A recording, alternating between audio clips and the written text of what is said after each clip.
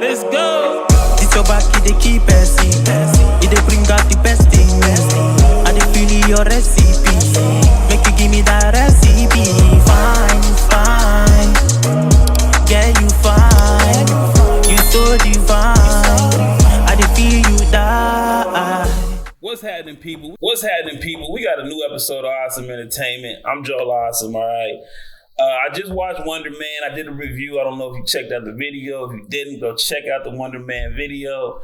But I'm about to see what John Campea thought about it. I like to watch his podcast and see what him and Robert Meyer Burnett always say about the movies and shows. So I'm going to check out what he says, and then I'm going to either agree or disagree or hate in between. You know what I mean? Oh, got to get that sound on. Hold on. Today. 6 minutes of end credits? Every episode was under 30 minutes. Yes, and Marvel keeps doing this shit. Why do we get 6-7 minutes of end credits? Speed through it. Remember when they used to fast forward through the end credits and stuff on TV? And well, that was because the TV had, certain time the show had to come on a certain time. But let's get back to that. We don't need 7 minutes of credits.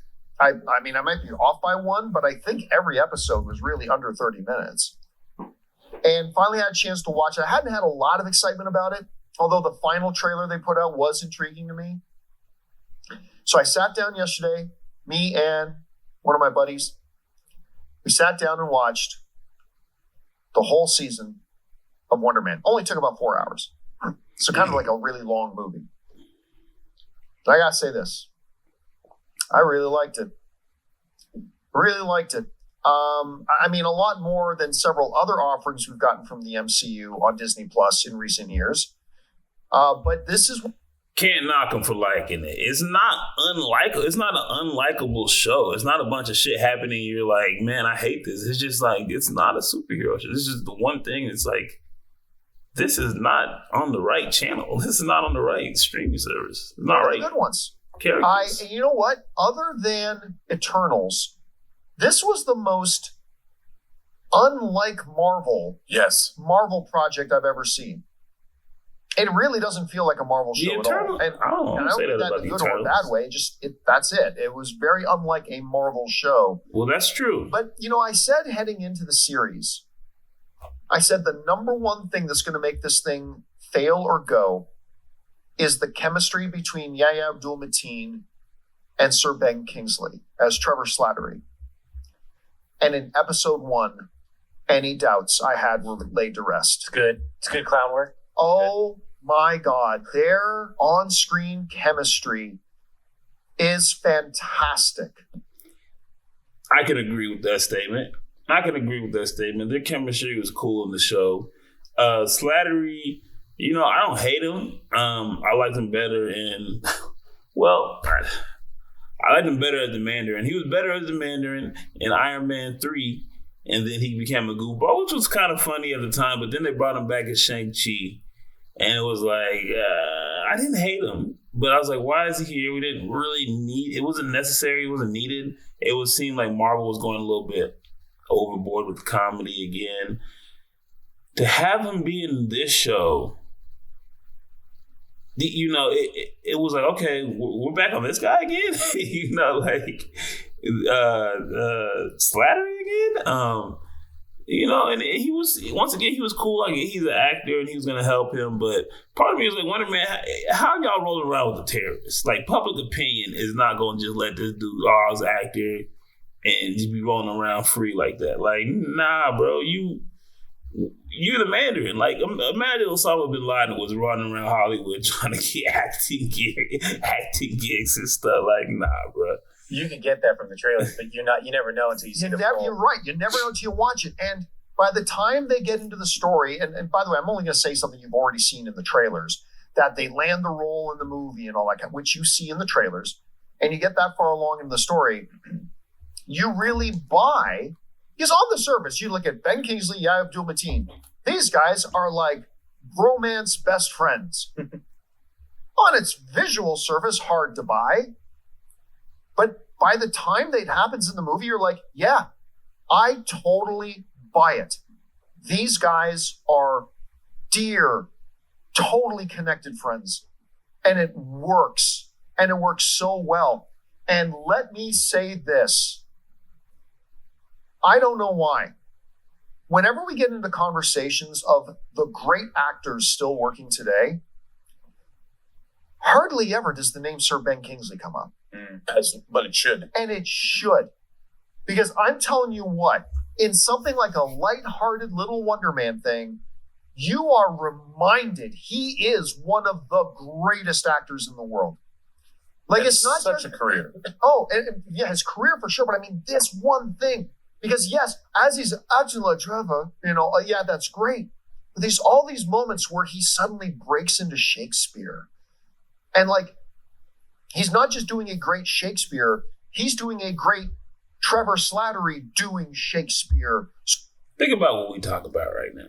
Think about Trevor Slattery doing Shakespeare. This is Marvel. This is superheroes. They're supposed to be saving the world, saving the girls, saving the homies, saving somebody, or stopping the villain, or being a villain, or trying to control. Not even trying to control. He really had control of his powers. We talk about Trevor Slattery. Like I'm just performing. It just blows your mind how good he is in this. He's remarkable. Yahya is great.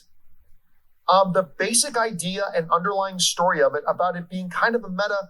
This is a mix between the studio and I was going to say that. I kind of felt like a Entourage and it's just it makes these great meta observations about the industry itself, because I had to close my eyes for some of it because it was so uncomfortable, because I know a lot of actors and actresses, and watching Simon going through the audition process, I'm like, oh my God, this is so uncomfortable, but it's so 100% real.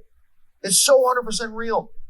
So for me, okay, there are 8 episodes. Going I'm not through going to the spend audition long on process. this. I'm just giving you my general thoughts. Motherfuckers had to fight Thanos. The first 6 episodes, awesome. Nice. Loses some steam once you get to episode 7. It does. Once they get to the point in the trailers where they've landed the roles now and they're going to be making this Wonder Man movie, it loses some of its steam to me. It just does. Now, the final episode, episode 8, while still suffering from some of the jankiness of episode 7, it has some really good high notes. Episode 8, the finale, has some really good high notes. Episode 8 does. I agree with him. It did have a couple parts that I really liked, especially when Trevor. Spoiler alert if you ain't watched it. When Trevor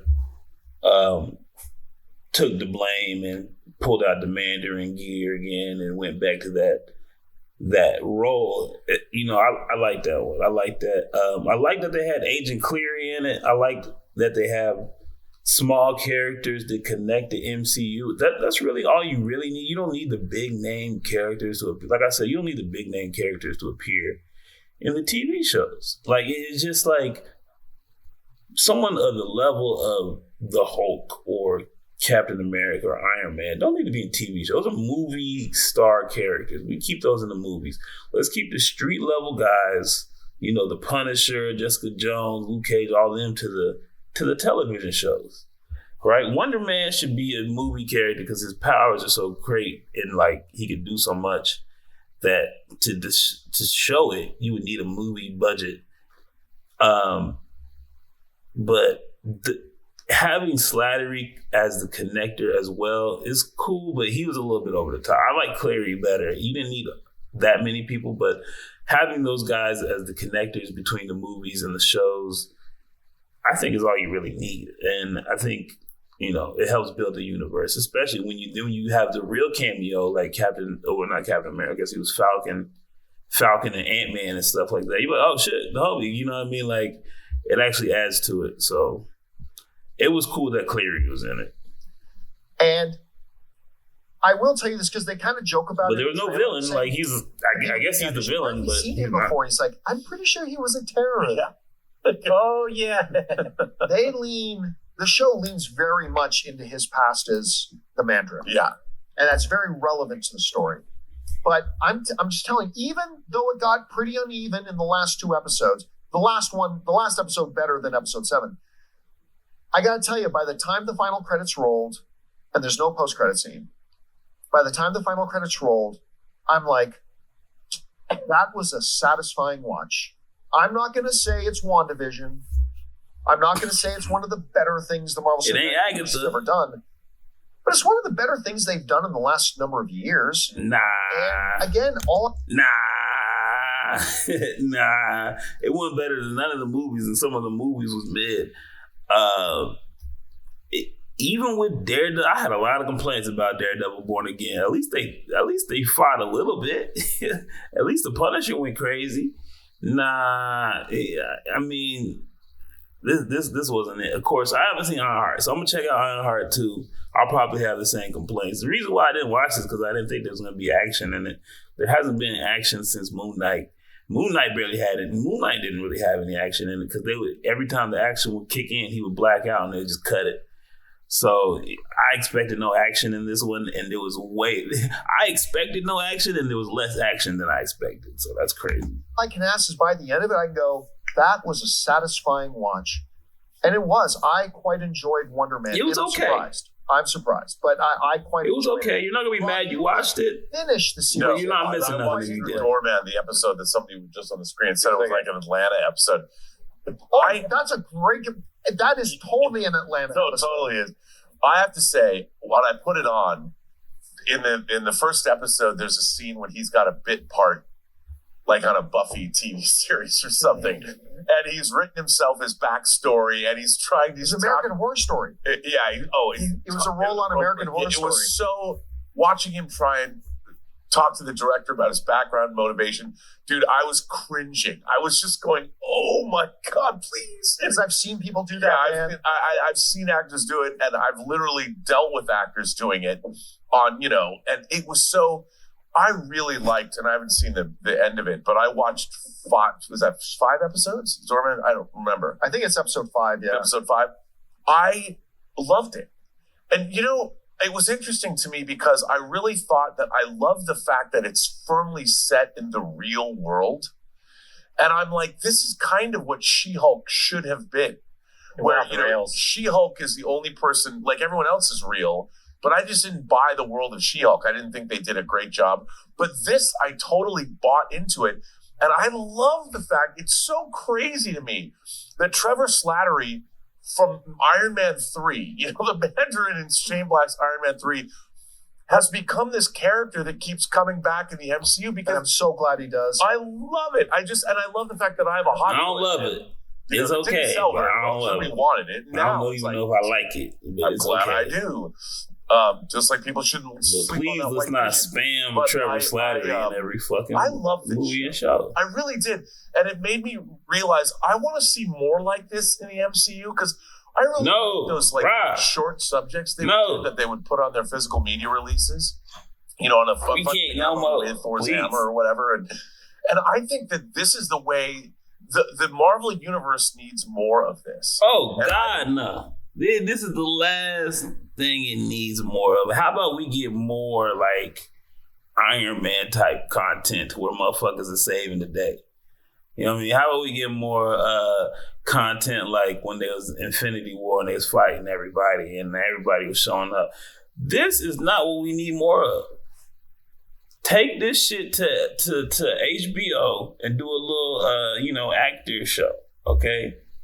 You take this shit to Broadway and do a little acting play. This is not what we need. We need motherfuckers throwing hands, blowing shit up, and acting a fool. I don't know if you ever read the comic book series Marvels. It was all about the Marvel universe, but it was told from the perspective of regular people. I think they should make that movie. I would love to see Marvel do a Marvel. Okay, I'm not against that idea. I like that idea from the perspective of regular people, but it still's got to be a superhero movie. There's still got to be action. There's still got to be heroism. There's still got to be villains. There's still got to be the basis of what makes this shit possible. I don't want to see an acting show about acting.